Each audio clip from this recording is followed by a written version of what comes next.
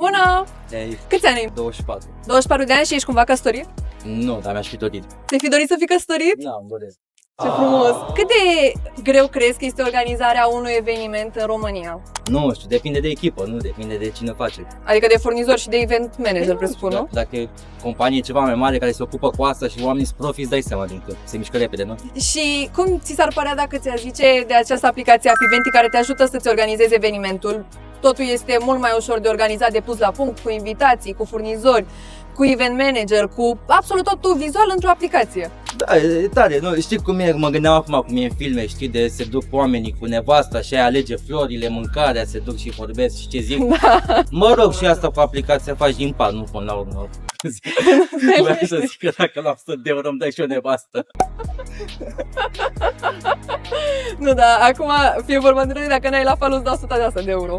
Pe Instagram sau pe TikTok. Hai că poate ne ai. Fără E. I. Event, tu. A, uite.